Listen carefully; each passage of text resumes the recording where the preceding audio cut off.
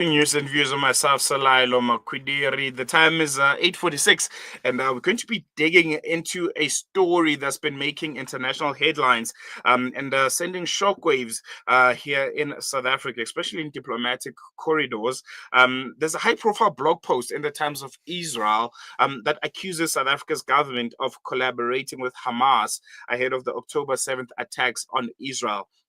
A claim that DIRCO has categorically slammed as reckless, unverified, and a dangerously misleading one. The post, penned by journalist Paula Sleer, even mentions a potential 400 million lawsuit in the United States against President Cyril Ramaphosa himself.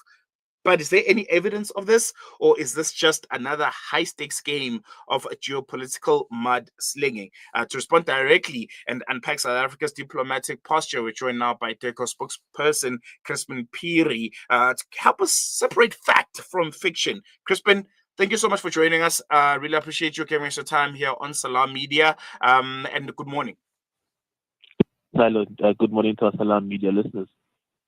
I think let's get straight to the heart of it. I think a lot of South Africans have been reading headlines coming from mainstream media agencies doing the rounds on social media. And I think the question now rests with you. Did South Africa collaborate in any form, directly or indirectly, with Hamas before and after the October 7th attacks? We can categorically say no. We did not collaborate with anybody. We have no business collaborating with a political party, for that matter, to do such an egregious act. And I think what we can definitely say is that what happened on October 7th was a very heinous attack on innocent people. And we do hope that there will be a ceasefire in Gaza so that we can ultimately ensure that people live alongside each other peacefully and in a manner that is recognized in international law. So I just do want to point out something.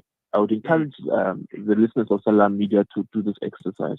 You can go on LinkedIn and type in Justin Lewis, and you'll find there's an individual there who goes by the name of Justin Lewis and is a consultant for a the founder of a company or NGO based in the UK, apparently called Casisa. And if you go to his blog post of 8 months ago, you'll find that this individual is writing apparently to the Consul General of the United States of America. And this individual there says, he says, "My name is Justin Lewis, and I'm a founder of a human UK-based body. I don't know what other bodies would be based by, but he says it's a human UK-based body whose purpose is to prevent corruption in courts." The article then goes on to say intelligence was made available, or the blog post says intelligence was made available to us of the alleged corruption of the International Court of Justice in the genocide application, which intelligence included allegations that both the First Minister of Scotland at the time and the President of South Africa, President Cyril Ramaphosa, knew of the October 7th attacks. This is publicly available. It's a completely random LinkedIn post by an unknown individual, which claims that the First Minister of Scotland also knew about these October 7th Hamas attacks. Interestingly, I mean, this is just a rudimentary Google exercise that I did. You can find this, but interestingly, if the story of Paula Sleer had even an ounce of objectivity, she would have mentioned the First Minister of Scotland as well. But no, it solely focuses on South Africa. This is one of many posts this individual has posted. One of them, he sends an email to journalists as well, claiming that there's a $400 million lawsuit that he has encouraged U.S. companies or U.S. authorities take on. Even in that email, he says this is subject to verification. In his own email, he says there's no evidence of this. But what is more concerning, Silas, if you look at this individual, he has a propensity, at least in South Africa, to really name drop, from having worked with the late Arthur Chaskelson to having assisted Chief Justice Mogoeng Mogoeng. He's a family friend of Archbishop Desmond Tutu. He was involved in the Levinson case, which involved Prince Harry. This goes on and on. This individual has a propensity of really manufacturing fables. And guess what? Credible journalists, I believe, like Paula Clear, found it worthy to publish his claims on her blog and amplify a story from what is quite obviously an individual who has a great propensity for fables and name dropping. Mm. I wanna I want us to expand just a bit more on Paula Sleer and that blog post that she made on the Times of Israel, that article rather. It also mentioned, I think you also touched on it briefly also, that $400 million lawsuit that is apparently being tabled against President Cyril Ramaphosa. Is South Africa aware of any legal process in the US that formally names the president or any SA official in relation to October the 7th? No. Lewis himself says this is subject to verification.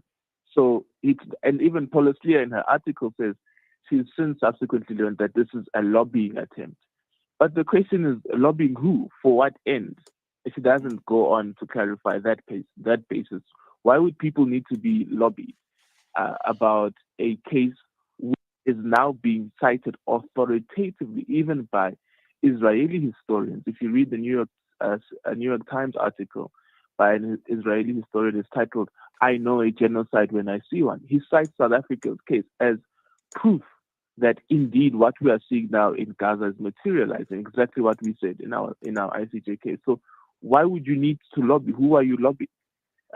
So in essence, Paula Sleer also says this, that no, she's since established that there is no case, and this is just a lobbying and accountability exercise. And speaking of the ICJ case, do you see this as a coordinated campaign to almost discredit South Africa's position on Palestine, on Gaza, and this ongoing, genocide case against Israel at The Hague? Look, I think I won't want to venture into what the motives are of this. Maybe one day she may come on to your show and she would speak for herself. But I do want to say that what is clear here is that there is a global conversation gathering momentum around classifying what you are seeing in Gaza as a genocide, and the fact that other publications would choose to publish conspiracy theories speaks a lot to what type of conversation they would rather prefer seeing instead of the real conversations that the whole world is having around this genocide. And if you may, I would just want to quote what Dr. Patrov, a professor of the Holocaust and Genocide Studies, that's the Israeli professor I was speaking about, at Brown University, said about this. And he says, it appeared no longer possible to deny that the pattern of the Israeli Defense Force operations was consistent with the statements denoting genocidal intent made by Israeli leaders in the days of the Hamas attack, including Prime Minister Netanyahu's threat to burn Gaza into rubble. And then he goes on to cite a number of other statements like kill alike men and women, infants and sucklings, and so on and so on. So it's quite clear that this is the conversation that the world is having. And maybe for some, they would choose to amplify conspiracies because the idea could be, why would a South African government or an African government dare use international law in the manner that they're using? It's not meant for, and we've seen this, right? We've seen people saying international law was not meant to hold other states accountable. It was meant for Africans. It was meant to hold Africans accountable, but not other states outside of the African continent. Most definitely, and I think that's a very, very important point to make, because I think you can see the double standards in full swing. How do you respond to arguments that even the appearance of sympathy toward Hamas kind of opens South Africa up to this kind of scrutiny? How does DIRCO respond to that? It's not an absence of sympathy to Hamas. It's an understanding of what the Palestinian people have been experiencing over at least 70 years. So we do know that the Palestinians have been really, really subjected to all manner of atrocities long before October 7th. It's a historical fact. Quite frankly, also, we might say that the Hamas was elected by the people of Gaza in 2006. So they are the Palestinian Authority there. So a state would have to deal with the Palestinian Authority in that context. So these are not sympathies, but basic facts that anyone worth their salt would recognize. Mm. Just two questions before I let you go. What message would you send to South Africans who are confused or maybe concerned by these reports and these allegations? And secondly, when it comes to the ICJ, what's the latest on that front? Is there anything more that South Africans need to know about? Are there any updates regarding that case ever since we made that appearance? Let me start there. The ICJ case, we understand that the state of Israel is required to file their response to our memorials, our application, which details in forensic detail the genocide that is taking place in Gaza. Israel is required to respond in January next year. So we anticipate that response will be filed. And with regards to what South Africans should do with this confusion, I think one thing I can say is South Africans are well read, and we must continue to read wide and really go to the bottom of some of these narratives that we see constantly being recycled in numerous platforms. Let's demand evidence, let's demand the facts, and let's really ensure that the context in which information is presented is not in a manner that it can be discredited. In fact, this is quite important in a world where we know that this information is now becoming currency. So we really need to be vigilant. No, definitely. Chrispin, thank you so much for joining us. We're going to leave it on that note. Really appreciate it. Thank you very much. There you go. There was, I think, strong words from DIRCO spokesperson Chrispin Phiri, pushing back against what South Africa, I think we can all agree at this point, is a deliberate campaign to smear our international standing, to discredit that very, very crucial ICJ case that we've put in front of The Hague, in front of the International Court of Justice, that says there's a genocide happening. There's evidence that says there's plausible genocide, but I think even the word plausible doesn't even cut it anymore. We can all agree at this point that there's a genocide that's unfolding in Gaza, and allegations like this, allegations of collusion with Hamas, and these unfounded threats of multi-million-dollar lawsuits and some sensational headlines from agencies like the Times of Israel will definitely surface against South Africa. And as you heard from Chrispin there, I think it's important that you and I, the people of South Africa, do a lot of fact checking. We demand answers from some media houses, because I've seen some South African media houses mainstream, some of which that you consume every day, peddling this headline without fact checking, without going to the crux of the matter and seeing and understanding and talking to DIRCO about whether or not these are real. So yeah, the question we leave you with this morning is this real journalism or geopolitics dressed as journalism? And these attacks are part of a wider effort to isolate South Africa diplomatically. We've seen it happening already with the United States of America. And that's the price you pay, unfortunately, for standing up for the truth, for standing up for the rights of the people of Palestine, and calling out genocide on a world stage.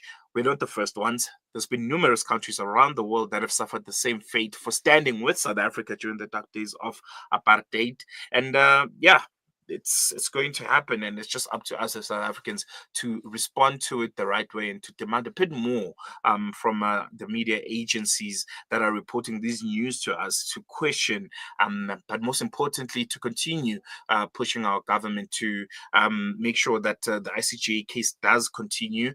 We continue to follow it keenly, because it is a representation of the will of the people of South Africa. So yeah, you can engage with us. Let us know what you think. Is South Africa the target of propaganda? Are we ignoring political realities that are happening, about us? There's discourse, there's conversations that are being had about South Africa and our standing when it comes to the genocide that's unfolding in Gaza. And it's going to happen. I think we've only just seen the beginning of this agenda that is going to be propelled by the Zionist regime. They have their fingers in a lot of pies when it comes to media. In South Africa, in particular, there are a lot of media organizations that fall, within their scope of influence, and it's only the beginning. More is going to come, and you just need to read a bit more, question a bit more, and try and find reputable media agencies that you can, see as your source of information. And I can give one suggestion of who you can follow. It's definitely us here on Salam Media. We pride ourselves in giving you straight, reputable news. Even going as far as talking to the sources, whether it's people on the ground or it's people like Chrispin, Phiri, who sit with DIRCO on a daily basis and are tasked with giving us first-hand information on what's happening in South Africa when it comes to the international front and how responding to it. We'll be definitely doing that, and you can mark us down as a reputable media agency that can give you all that you need to know about the world in and around you. Going to take a quick break. When we come back, it's our hashtag Africa Focus feature. This time around, we'll be heading over north of our border to Zimbabwe, where the politics there are being shaken up.